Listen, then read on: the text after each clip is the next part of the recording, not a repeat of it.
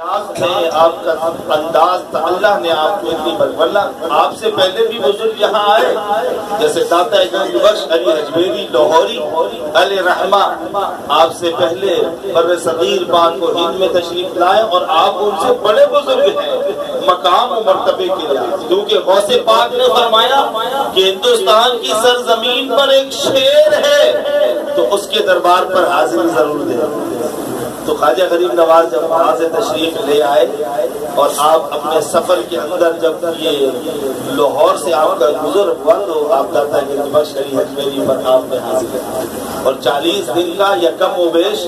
آپ نے وہاں چلہ کیا اور اعتکاف کا آج بھی موجود ہے۔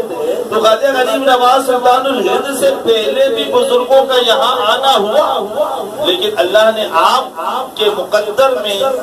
یوں سمجھیے ایک طریقے سے ہندوستان کی فتح اور نصرت آپ کے ذریعے سے اللہ تبارک و تعالیٰ نے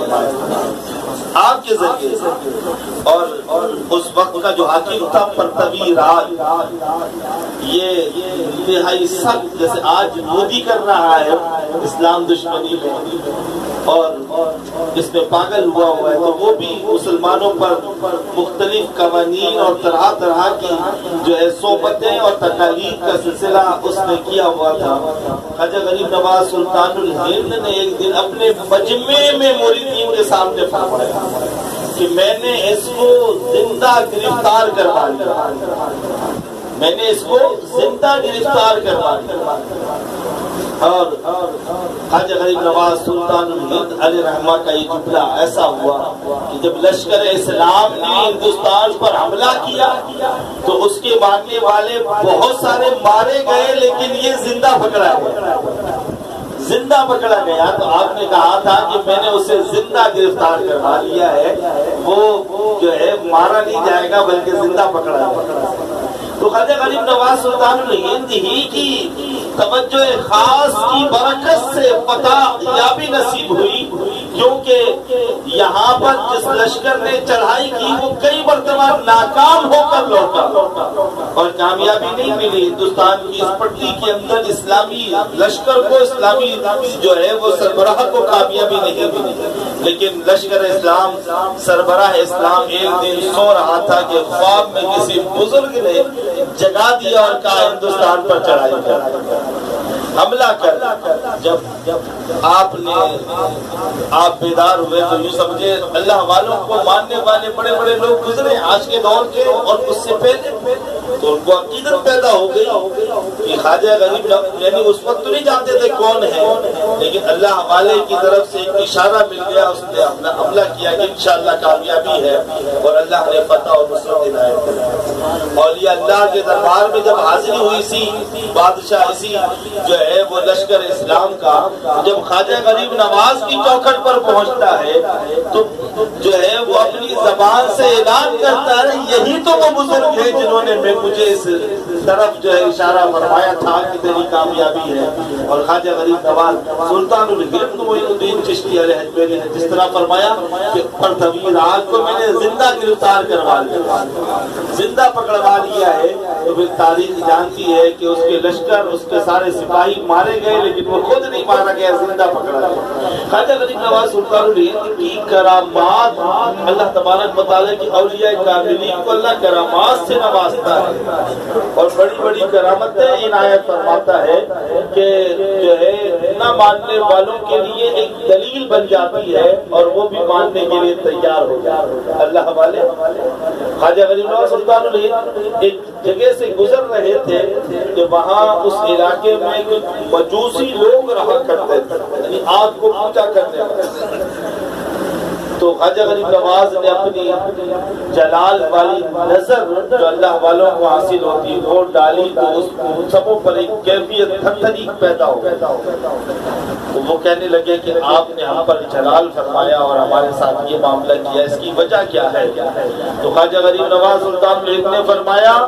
کہ تم آگ کی پوجا کرتے ہو تو میں نے اس وجہ سے تم پر اس طرح کا معاملہ کیا۔ تو انہوں نے کہا کہ ہم آگ کی پوجا اس لیے کرتے ہیں کیونکہ آگ ہمیں جلائے گی، انہوں نے یہ کہا آگ نہیں جلائے گی اس لیے آگ۔ خواجہ غریب نواز سلطان الہند نے فرمایا آگ نہیں جلائی، ہم مرنے کے بعد ہمیں آگ نہیں جلائی گی، اس لیے ہم آگ کی پوجا کرتے ہیں۔ خواجہ صاحب نے فرمایا آگ اس کو نہیں جلائے گی جو میرے رب کو مانتا ہے، کیونکہ آگ اسی کے حکم سے جلاتی ہے اور اسی کے حکم سے نہیں جلاتی۔ اب ظاہر ہے جب یہ بات کہی تو انہوں نے کہا کیا دلیل ہے بھائی اس کی؟ اگر ایسی بات ہے تو آپ ہمیں دکھائیں کہ دنیا میں بھی اسی کے حکم سے آگ نہیں جلاتی، تو آپ آگ کے اندر داخل ہو اور ہم دیکھیں کہ آگ نہیں جلا رہی ہے تو ہم مانیں گے۔ خواجہ غریب نواز نے عوام میں تیر نہیں جلائی تھی، مقام ولایت کے اس منصب پر فائز تھے کہ خدا بندے سے خود پوچھے بتا تیری رضا کیا ہے، خدا بندے سے خود پوچھے بتا تیری رضا کیا ہے، اس مقام پر فائز تھے۔ تو خواجہ غریب نواز نے کہا آگ جلاؤ، دیکھ لو منظر، دیکھ لو اس درویش اور اللہ کے بندے کے منہ سے نکلے ہوئے جملے کو دیکھ۔ آگ کو جلائی گئی۔ خواجہ غریب نواز نے کہا میرا جسم تو دور کی بات ہے، میرے پاؤں میں رہنے والا چپل بھی اس حیثیت میں ہے کہ آگ اسے بھی نہیں جلائے۔ خواجہ غریب نواز سلطان الہند علی رحمہ نے اپنے پاؤں سے اس چپل کو جو آپ نے پہنا ہوا تھا الگ کیا اور کہا اس مجوسی سے جاؤ اسے آگ کے اندر ڈال دو۔ مجوسی اس چپل کو لے کر آیا اور آنے کے بعد آگ کے اندر داخل کیا، آگ جل رہی تھی۔ اب چپل تھوڑی دیر کے اندر جل کر اس کو راکھ ہو جانا تھا، لیکن خواجہ غریب نواز سلطان الہند کی یہ نالین چپل جب آگ سے نکالی گئی تو بالکل صحیح اور سالم، اور اس میں ایک ذرہ خراش بھی نہیں آیا۔ خواجہ غریب نواز نے کہا دیکھا میں کہتا تھا کہ میرے رب کے حکم سے آگ جلاتی ہے اور میرے رب کے حکم سے نہیں جلاتی۔ اللہ والوں کی یہ عظمت اور شان اللہ ہی عطا فرماتا ہے۔ اب وہ دیکھ کر متاثر ہوئے اور وہ سارے مجوسی جو کافر تھے وہ مسلمان ہو گئے، سارے مسلمان ہو گئے۔ کہا کہ آپ کی بات بالکل صحیح ہے کہ ہم تو عام کا آگ کی پوجا کر رہے ہیں، جو آگ کو نہیں پوجنے والا اس کی چوٹی کو بھی نہیں جلا رہی۔ تو اللہ کے حکم سے حضرت ابراہیم علیہ السلام کے لیے آگ گلے گلزار ہو۔ قرآن نے بیان کیا نمرود نے سیدنا ابراہیم خلیل اللہ کو جلانے کے لیے معاذ اللہ آگ کی ڈھیر لگا دی، لیکن اللہ کریم نے فرمایا کونی بردم و سلاما، اے آگ میرے بندے ابراہیم پر سلامتی والی ہو جا۔ پھر آگ نے حضرت ابراہیم کو ذرہ برابر بھی تکلیف نہیں پہنچی۔ سیدنا خواجہ غریب نواز سلطان الہند معین الدین چشتی بہت بڑے اللہ کے ولی ہیں۔ آپ کے ارشادات، آپ کے فرامین میں سے ایک فرمان یہ بھی ملتا ہے، آپ فرماتے ہیں کہ جو معرفت الہی کو پانا چاہتا ہے تو نماز کے بغیر معرفت الہی کو کوئی پا ہی نہیں سکتا۔ نماز کے بغیر یعنی اللہ کی معرفت، اللہ کا قرب، اللہ کریم کے قرب کو اگر کوئی پانا چاہتا ہے تو اس کا ذریعہ نماز ہے۔ خواجہ غریب نواز سلطان نے فرمایا اب دیکھیں یہ اللہ کے وہ ولی ہیں کہ جو مسلم ہیں، سبوں نے ان کو تسلیم کیا ہوا ہے۔ تو آپ کیا ضابطہ دے رہے ہیں کہ نماز کے ذریعے سے بندہ اللہ کے قرب کو پاتا ہے، اور ہم بعض لوگوں سے سنتے ہیں کہ ہم بہت پہنچے ہوئے ہیں اور نماز کی کوئی فکر ہی نہیں ہے، انہیں نماز کا کوئی عطا پتہ ہی نہیں، اور حضرت بہت ہی پہنچے ہوئے ہیں۔ تو دیکھیں خواجہ صاحب کہہ رہے ہیں جو پہنچا ہوا ہے وہ نماز کے بغیر نہیں پہنچ سکتا، جو قرب پاتا ہے وہ نماز کے ساتھ ہی پاتا ہے، اور قرب الہی اللہ تبارک و تعالی کا جو حاصل ہوتا ہے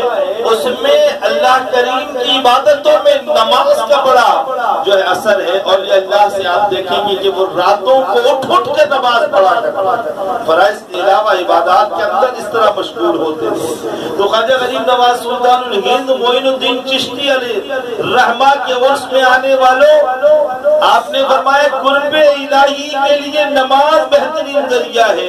اللہ کرے کہ ہم بھی خواجہ غریب نواز کی اس بات کو اپنے دل کے اندر دامتے ہوئے